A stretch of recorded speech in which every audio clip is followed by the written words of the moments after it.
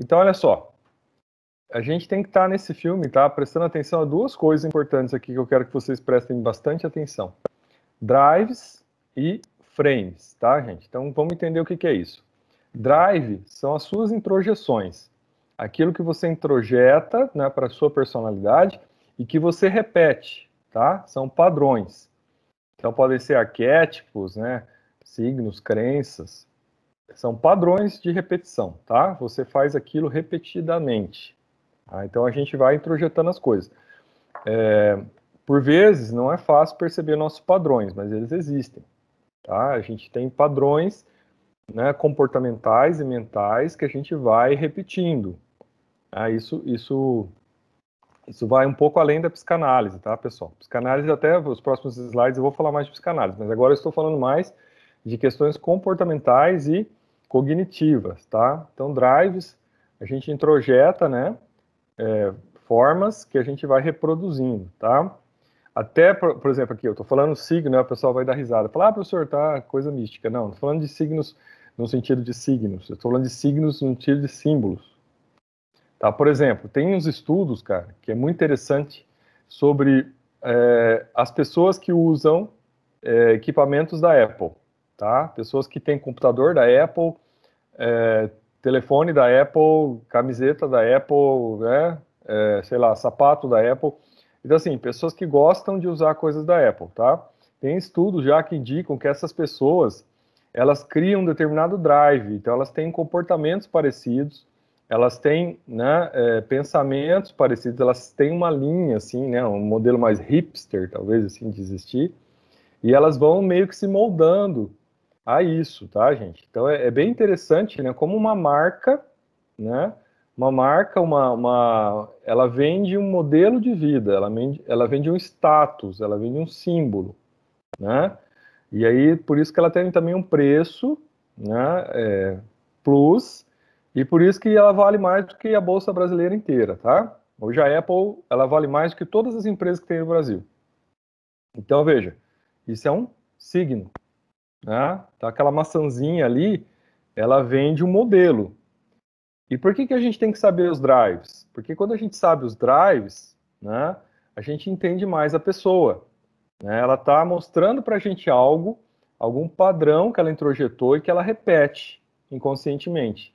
Então a gente olha, entende o drive e a partir dali a gente pode saber mais lidar com essa pessoa, saber como é que ela funciona melhor, tá? Então o drive é uma coisa importante da gente ver. A gente vê nossos drives também, né? Então, nossas crenças, né? A forma como a gente funciona, né? Se você pegar, por exemplo, pessoas hoje no Brasil que estão tanto na extrema direita ou na extrema esquerda, você vai ver que são pessoas que adotam muitos drives, né?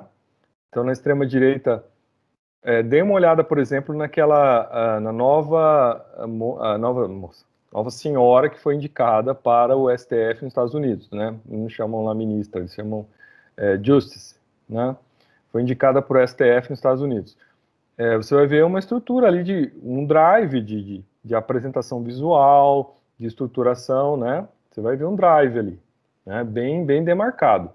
Aí se você pegar uma pessoa, né, que está mais do outro polo do espectro político, né, na extrema esquerda, por exemplo, né?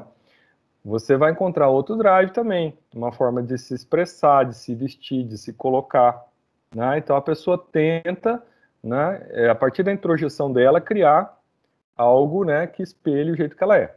O frame, gente, o frame já é algo externo, não é da pessoa, entendeu? O frame ela não está na pessoa, ela está na situação, ela está na vivência, no script da vivência, tá? Então, por exemplo, você vai comprar algo, você vai comprar um carro, você vai comprar uma moto, um apartamento, você vai entrar num frame que é o frame da negociação, tá? Então, no frame da negociação, qual que é a normal coisa a se fazer? Né? É barganhar, você vai pedir um desconto, né? Vai tentar ganhar um desconto e a pessoa que está vendendo vai tentar dar o menos desconto possível. Mas ali tem um frame, entendeu? Ó, um enquadramento. Então, assim, as relações sociais, por vezes, elas são estereotipadas, né? Há uma expectativa dentro de um frame, tá, pessoal? E aí, muitas vezes, a pessoa espera que aquele frame aconteça. Né? Então, por exemplo, o jogo da punição, né? Que é aquilo, quando não dá certo ali, né? O contrato dá errado, imediatamente a pessoa entra para o jogo da punição. O que é aquele frame? É ir para o judiciário, brigar para o judiciário me dar uma solução. Né? Isso é um frame. E no Brasil é um frame vencedor, né? Todo mundo quer brigar na justiça e a gente ensina nas faculdades de direito vocês a brigarem na justiça, né? A litigarem. É o que a gente ensina para vocês. Então, o que a gente está fazendo aqui? A gente está mudando o frame, né? Aquilo que a gente viu no vídeo da aula passada, do William Ury, falando que uma das funções é reframe, né? Mudar o frame. E hoje, gente, quando vocês forem assistir o filme, vocês vão ver que tanto a Erin Brockovich, ela vai tanto mudar os drives dela, como ela vai mudar os frames dela. Entendeu, pessoal? É isso que eu quero mostrar para vocês, que a gente pode mudar nossos drives e nossos frames a partir de uma decisão nossa de melhorar a nossa vida, de dar um outro encaminhamento, de quebrar essas realidades pré-estabelecidas. Entenderam, gente? Nós estamos aqui nessa disciplina para quebrar o frame, né? O frame da litigância, o único frame que teoricamente se ensina na faculdade de Direito, né? Tá? Então vamos lá. Agora eu vou avançar aqui, tá, pessoal? Eu vou começar a fazer algumas coisas aqui, falar algumas coisas, né? Em termos de conteúdo psicanalítico, que, assim, se agora ficar muito superficial para vocês não entenderem, mais à frente vai ficar mais claro, tá, pessoal? Então, assim, não entendeu, volta o vídeo, vê de novo. Teve dúvida, fala. Tá? Então, assim, pode ficar meio difícil agora, mas tentem refletir sobre isso, qualquer coisa vão ler mais. Então, olha só. Quando a gente joga esse assunto, tá, de drives e frames, que não é um tema da psicanálise, tá? A gente joga na psicanálise lacaniana, que seria a psicanálise mais atualizada, né?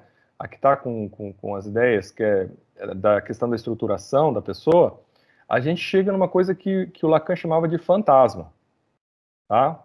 O que é o fantasma? Então, lá, o fantasma é um objeto pulsional. O que é isso? É uma resposta do indivíduo, né, a uma força interna, tá? Então, uma força interna que é a força do viver, né, que nos leva a estar aqui, por exemplo, assistindo a aula agora. É a força do viver, que nos impulsiona para a vida, tá?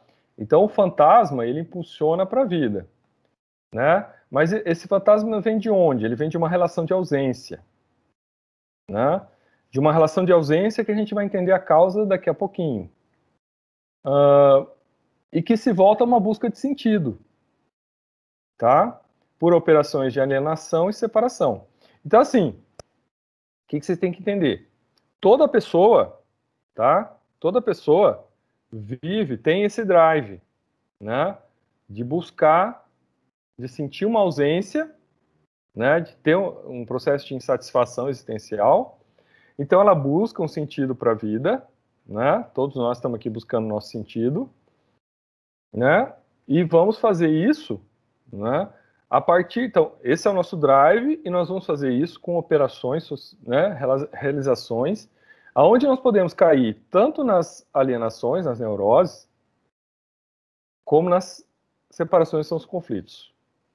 Porque uma coisa que a gente tem que refletir aqui, pessoal, e vocês também devem fazer essa reflexão. Muitas vezes um conflito, ele dá sentido à vida, tá? A pessoa não tem sentido. Aí no conflito ela acha um sentido para ela. Eu quero que vocês vejam, olha, vão pensando nisso, eu estou falando para depois vocês olharem o filme, tá? E aí nós vamos ver no filme que no começo o conflito dá um sentido à vida da Erin, tá? E as alienações, as neuroses, né? A vida desregrada dela, entendeu? Vários filhos, né? Sem condição. Vão anotando isso. Então, veja, ela criou frames para ela. E aqueles frames deram sentido para ela, né? Ela tinha uma pulsão de vida, satisfação, ela busca de algum jeito dar um sentido na vida dela e ela cai nesses frames. Estão entendendo, gente? Então tentam raciocinar comigo aqui, acompanhar a lógica da coisa. Tá? Se você não entendeu, depois da aula, volte o vídeo, veja com calma, sem pressa. É importante que vocês entendam o funcionamento desse mecanismo psicológico. Aí, pessoal, eu vou trazer para vocês aqui a inspiração, né, naquela obra do Charles Dickens, né, Um Conto de Natal, ou também conhecida, né, O Conto de Natal é a obra escrita, mas ela é conhecida nos filmes também como O Fantasma de Scrooge. Você já deve ter assistido, né, até com o Jim Carrey. Quem não assistiu, tá, recomendo agora que no final de semana reassista esse filme para ter mais insight sobre o assunto, tá, gente? Reassista o filme para ter insight sobre o assunto. Tá bom? Então a gente vai começar agora a fazer uma correlação com esse filme para tentar explicar para vocês o papel do fantasma, como ele aparece na vida da gente. Então olha só, a gente está falando de frames, né? Fantasmas, né? E vamos explicar isso. Ah, eu só não disse por que tem a imagem aqui, né? Por exemplo, olha só, o Scrooge, ele inspirou a criação, esse conto do Charles Dickens, inspirou a criação do Tio Patinhas, né? Então o Tio Patinhas, ele cria uma neurose, né, de acumulação, né? A gente tem pessoas que são acumuladoras, é até um transtorno, tá? Pessoas que acumulam coisas. E é uma forma de você dar um sentido para a vida, tá? Então ele tá movendo a sua pulsão, seu objeto pulsional, seu fantasma, para acumulação. Tá? Então eu vejo que isso aqui dá um sentido para a vida dele. Aí você vai lidar com uma pessoa acumuladora, você tem que entender para você conseguir resolver o conflito de uma maneira mais inteligente, né? Porque tem um fundamento ali, tá? Então só para a gente começar a entender isso. Olha só.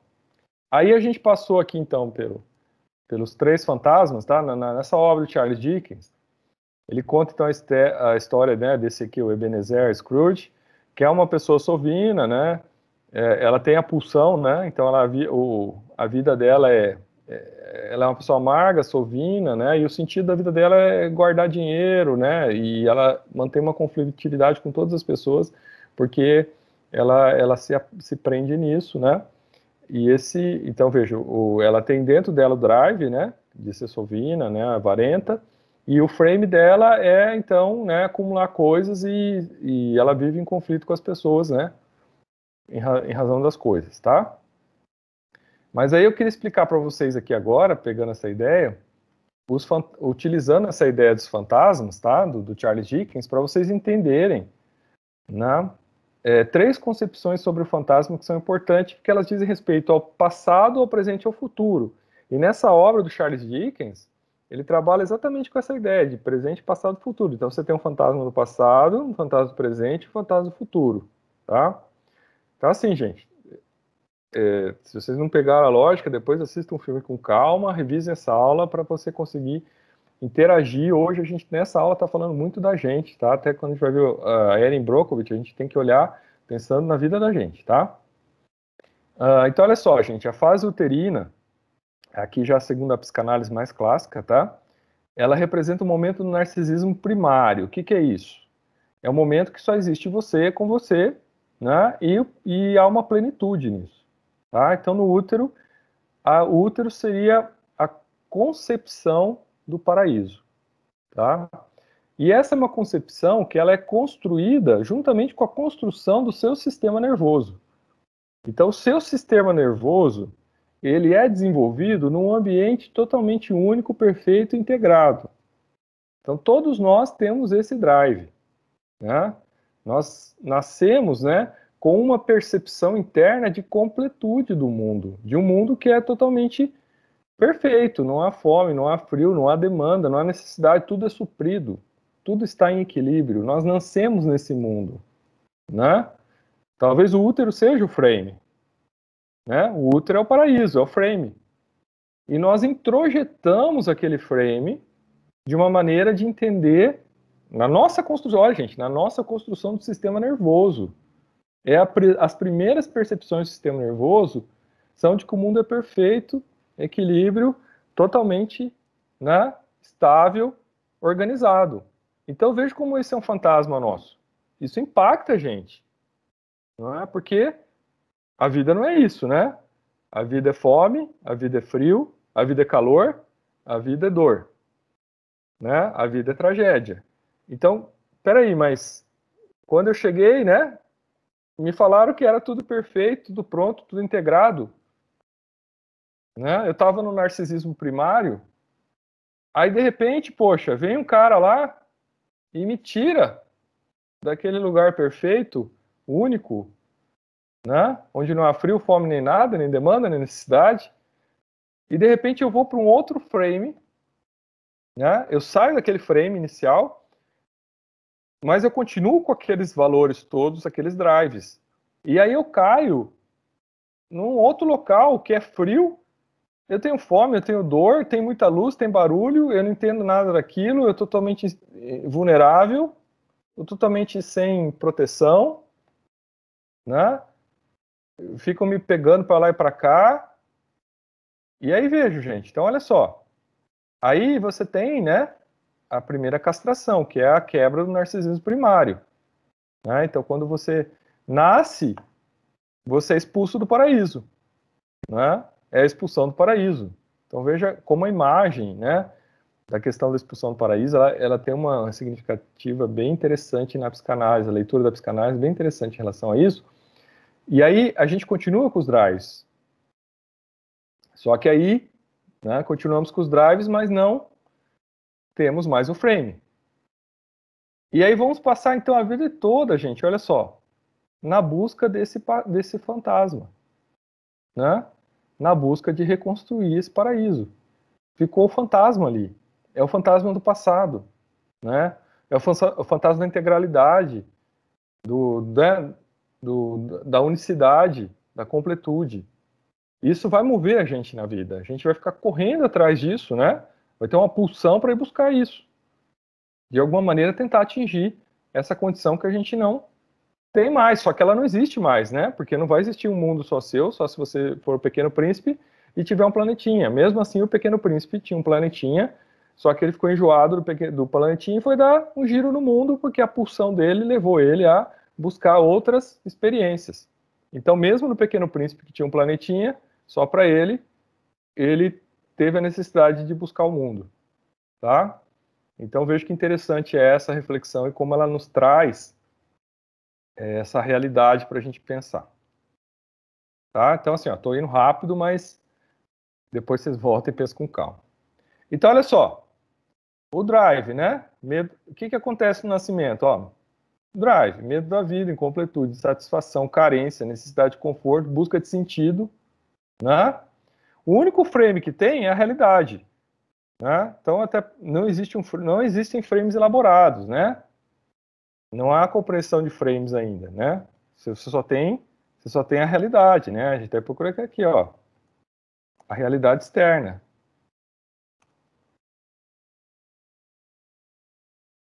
Apesar de ainda não haver compreensão dos frames, pois ainda existe a linguagem, né? E a assimilação cultural. Então, a pessoa nasceu, ela ainda não tem linguagem, ela não tem assimilação cultural, o único frame que ela tem é a realidade externa, né? Que é um todo desconhecido, que é totalmente diferente do frame anterior, que era o útero materno, que era um frame perfeito, tá? Aí, olha só, aí a gente chega, né, no fantasma do presente, né? Então a gente saiu do primeiro frame, fomos expulsos do paraíso, caímos no mundo externo, né, onde tem autoridade, onde há fome, e a fome só é suprida quando um outro, e no caso, né, a primeira noção de alteridade é o seio materno, onde o outro tem que estar disponível para suprir a minha demanda alimentar. Então aí surge a alteridade. E a alteridade significa que existe um outro que por vezes faz aquilo que eu não quero. Tá? Então esse outro por vezes me diz não. Esse outro, ele difere daquilo que eu tinha lá no frame original, lá no útero, de ter tudo sempre à mão. E agora, não. Agora eu tenho um outro que eu tenho que chorar, eu tenho que me manifestar para ver se esse outro me atende, né? Para ver se esse outro me alimenta. Então aí já surge, né, gente, olha aí, um outro, né, frame que é a alteridade, que é essa, né, possibilidade de eu não ter o que eu quero porque o outro diz que não vai me dar aquilo. E aí que é a base de um conflito, né? A alteridade é a base do conflito, né? Porque é aquilo que eu quero e não posso ter. Então, olha só, gente, aos 25 anos a gente está com a personalidade estruturada, né? Com todos os mecanismos físicos e mentais, em plenitude de manifestação, tá? 25 anos porque o nosso superego, né? O nosso, aqui o córtex pré-frontal, ele demora um pouco mais ainda para amadurecer, então, aos 25 anos é que, teoricamente, ele atinge a maturidade, que é essa parte do cérebro que diz respeito mais a essas capacidades de juízos mais avançados, né, de previsibilidade no tempo das ações, né, de ter uma consciência maior das consequências. Então, esse é um processo que ainda demanda um pouco mais de idade, então, geralmente acontece lá pelos 25 anos de idade, tá? Aí, então, vocês estão em processo de estruturação ainda, né? Mas aos 25 anos, teoricamente, todos estariam, né, num nível de estruturação já, né, com todos os seus mecanismos e drives instalados, tá? Aí, veja só. E daí, pessoal, a gente também vai ter, né, já uma noção dos frames da vida, né, da matrix, né, daquilo que a gente tem, que a gente interage, né, de como interagir com as pessoas, né? Como é que eu faço para interagir? O que eu tenho para interagir? Né, as minhas possibilidades, né, os locais que eu vou para fazer uma interação. Então, né, aonde que eu vou? Ah, pô, né, o cinema. O cinema é um frame, né? Ah, eu vou no cinema, relaxar no final de semana, né? É um frame, né? Estamos sem esse frame agora, mas é um frame. Né? Ah, vou sair para jantar, né? Comer fora, é um frame. Tá, gente? Então, assim, são frames de socialização. São coisas que a gente criou, né, para permitir a nossa vida em sociedade, a nossa interação, e são frames. Então, são scripts, né? São estereótipos. Coisas que a gente faz como se aquilo fosse parte da nossa vida, né? Sem muito questionar se, né? Por que disso, entendeu? Ele tá lá, é uma parte, é uma forma de interação, uma forma de viver. Ah, então esse é o frame, tá bom? Então, essa é a questão do presente. O problema do presente, né, pessoal, sempre que quando você está discutindo o nível dos fantasmas do presente, o fantasma do presente é sempre o dilema da inconsciência, tá? Então, se o primeiro fantasma lá é a expulsão do paraíso, que vai nortear nossas vidas, né, nessa busca incessante por realização, o fantasma do presente é o dilema da inconsciência, né? De nós vivermos a vida no automático, né? De grande parte das pessoas não terem tempo, condições, né? Ou repertório, né? Formação de repertórios capazes de permitir uma reflexão sobre a própria existência, né? Sobre suas próprias necessidades, sobre, né, como dar andamento. Então, por exemplo, às vezes, e isso a gente vai encontrar pela frente, pessoas que vivem, né, o conflito como uma forma de sentido, porque ela não entendeu ainda, né, que esse dilema da inconsciência que ela vive, né, de que o conflito não é a melhor saída para se dar sentido à vida, né, mas o conflito por vezes é o que ela tem na mão, já que ela não tem outros frames para viver, né, as coisas. Então aí você chega no ponto de ter pessoas que se ancoram à existência no conflito, né? Então, por exemplo, a pessoa separa e aí ela não consegue estabelecer um novo relacionamento e ela continua a viver naquele conflito, né? Viver naquele processo, né? Então continua lá a culpar o ex pelas coisas que ela passa, né? Pelas dificuldades que ela tem, né? Poxa, se eu tivesse escolhido outra pessoa para casar, não teria passado por isso, não estaria nessa situação agora, né? Então esse é um frame, né? Escolher um frame lá para dar sentido na vida. Tá, pessoal? Então, veja, no filme a gente vai passar por essas coisas. E esse dilema da inconsciência é o fantasma do presente. Ele está aí, né? Agora ele está atuando, né? Por exemplo, ele pode estar atuando na gente agora no frame de você falar, você pode estar se avaliando no seguinte sentido agora, né? Até isso chama mecanismo de resistência. Você pode estar falando, poxa, eu não estou entendendo o sentido dessas coisas, né? As coisas estão muito chatas. Puxa, tá, né? Queria estar fazendo outra coisa. Hoje estou incomodado aqui. Não tá bom hoje. Ai, que aula chata.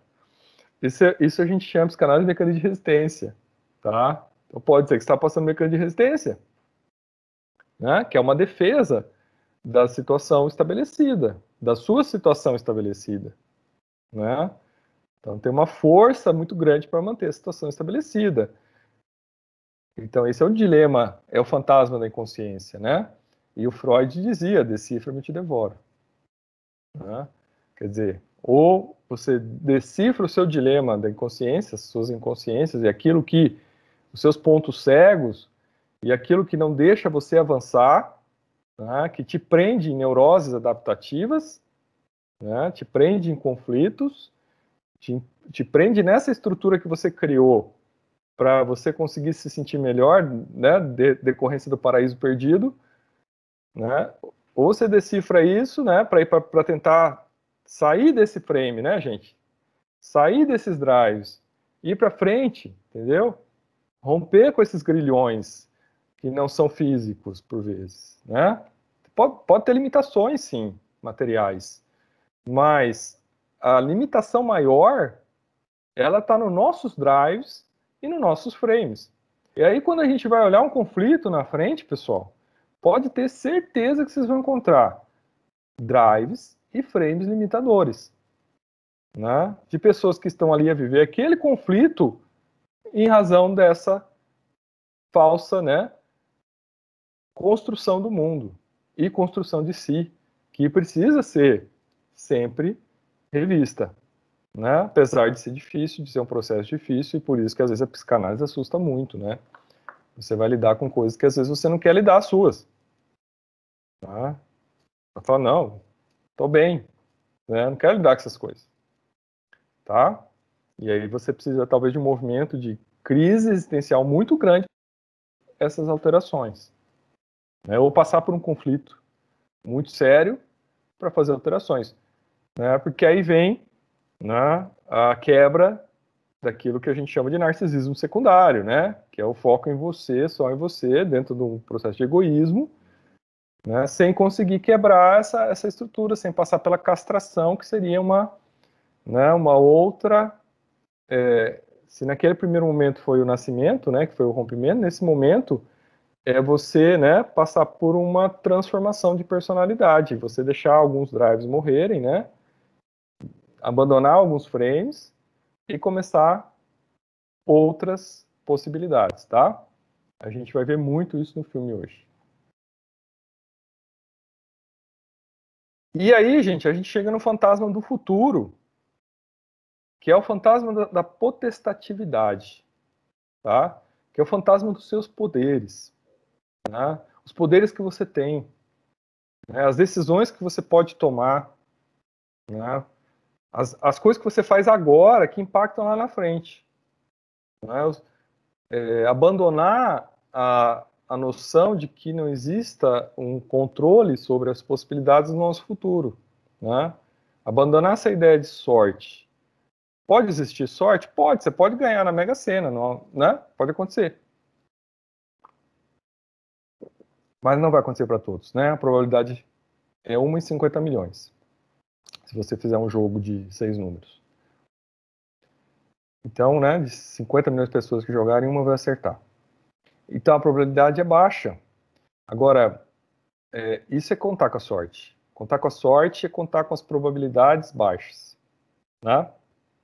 Agora, quando você usa a sua potestatividade, que são suas potencialidades inatas, aquilo que você tem, as qualidades que você tem, né?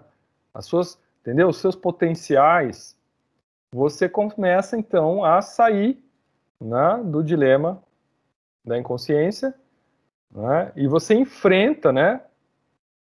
Você dirige o seu futuro. Então você usa, você não é, né? Você não fica preso, né, no dilema do presente, do inconsciente do presente, e você entende que você tem potencialidades que podem te jogar para além disso, independente da situação que você esteja. Então, quando vocês forem ver aqui o filme, gente, Erin Brockovich é uma mulher sem formação, tá? Ela não tem formação. E vocês vão ver o giro que ela dá na vida dela, né, sem ter formação, sem entender nada de direito. Entendeu? Uma questão de escolhas, né? Claro, de um processo de crise, de pressão total, né?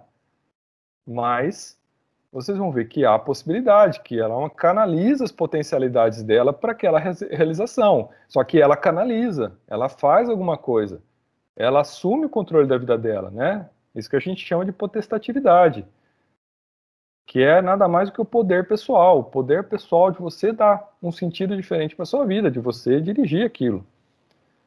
Então, é a escolha de, né, fazer algo diferente do frame. A pessoa que fica lá se segurando num conflito, né, com o ex do passado, tal, cara, ela tem o poder pessoal de sair disso, né, de fazer uma escolha diferente, de romper com esse frame. E aí a gente chega numa coisa que eu sou fã, assim, que é a questão da física quântica, né, dos quadrantes quânticos. Então, quadrantes são probabilidades, né? Então, quadrante, apostei na Mega Sena. Se eu apostei na Mega Sena, eu tenho a possibilidade, 1 em 50 milhões, de acertar. Mas eu tenho essa possibilidade, né? Quem não jogou não vai ganhar. Então, tem isso também, né? Então, o quadrante é sempre isso, gente. O quadrante, a partir do momento que você usa as suas potencialidades para fazer algo, você avança uma casa no tabuleiro. E essa casa que você avançou no tabuleiro, ela te abre novas possibilidades, entendeu? Cada casa que você avança no tabuleiro, no jogo, você ganha novas possibilidades. Mas você precisa avançar essa casa para ganhar novas possibilidades, né? E eu quero que vocês olhem no filme e vejam isso. E se ela não tivesse avançado a casa no tabuleiro, ela não teria aberto as outras portas que vieram em seguida. Entenderam, pessoal? Porque você precisa avançar no tabuleiro para dar, entendeu? Você tem que fazer o esforço de avançar uma casa. Se você não fizer esse esforço, você está parado, né? E você não tem aquelas outras possibilidades. Então, você está parado aqui, ó, né? Está parado aqui no tabuleiro, ó. Se você não der o passo, você não tem outras possibilidades. Aí você fala, não, mas se eu der espaço aqui vai ser ruim, porque aí eu estou no risco aqui, né? Da rainha aqui, ó, me eliminar do jogo, né? Se eu der espaço aqui. Ok, então pega aqui, ó, a torre e anda aqui, ó. Coloca aqui. Aqui ninguém vai te atacar. Entenderam? Aqui você vai ter chance, olha. E aqui você abriu outras possibilidades de jogo. Você já mexeu no jogo, né? Ou, por exemplo, se você quiser criar uma, né, obrigar a rainha a se mover, você vai colocar a tua torre aqui, e na próxima jogada você coloca o seu peão aqui, ó. Então você abriu possibilidades no tabuleiro. Entendo essa metáfora do xadrez para ver que a nossa vida, ela depende muito dos quadrantes que a gente avança. Então, assim, se vocês ficarem no quadrante, no frame da litigância somente, né, vocês vão ter um limite para isso. Vão trabalhar dentro daquele limite. Né? Agora, se você avança, começa a buscar outras possibilidades, você vai abrindo, né, as probabilidades de alcançar novos quadrantes, novos espaços, novas realidades. E é isso que a gente quer aqui. Né? Para vocês e para mim, a gente, entendeu? Eu quero que a gente abra o tabuleiro nosso, que a gente crie novos quadrantes, que a gente crie oportunidades, que a gente crie espaços novos, que a gente saia do frame, que a gente não fique amarrado no frame. Então é isso que a gente tem que fazer, que é vencer esse fantasma do futuro, né? Porque o fantasma do futuro diz, olha, você não controla o futuro, né? Vai no teu passinho aí, né? Deixa que a coisa, se tiver que vir, virar. Se a gente ficar nisso, tiver que vir virar, né? Vamos ver o que acontece. Você deixa de usar os teus potenciais que você tem agora, gente, agora. para poder estudar mais, para poder ler mais, para poder ter mais experiência, para poder fazer as coisas acontecerem. Vocês não podem se permitir isso, porque agora vocês estão com a carga toda de energia. Você tem que dar esse gás agora, né? Ou você depois vai cair numa situação da Erin Brockovich, né? Que também ela teve que tomar decisões ali, né? Radicais. Ela tinha dificuldades terríveis, ela tinha 3 filhos, ela tinha que fazer coisas que ela não conseguia trabalhar direito. E ela precisou correr atrás, né? Claro que ela teve ajuda, mas é uma coisa complexa. E aí, gente, olha, é muita informação, tá? Recomendo que vocês voltem, leiam com calma tudo que eu falei até agora, reflitam sobre isso. Essa é uma aula para falar da gente, é uma aula reflexiva, pessoal, tá? É uma aula reflexiva. Então não é um filme para a gente sentar aqui e assistir o filme, que legal, eu comi pipoca, assisti o filme e tá bom. É para a gente refletir sobre essas coisas.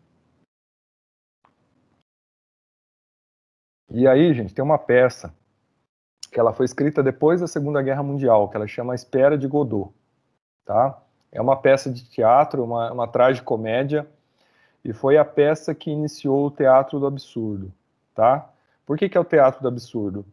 Porque ele traz situações que não tem desfecho, tá? Ele cria apenas uma situação que te deixa incomodada com a situação, mas ela não te dá um desfecho. Porque a ideia não é dar um desfecho, né? É criar uma história que ela é absurda porque ela não tem fim, né? Então você vai no teatro e você não vê um começo, um meio, um fim. Você vê um começo e um meio. E você sai de lá incomodado porque a peça traz essa ideia, né? A espera de Godot.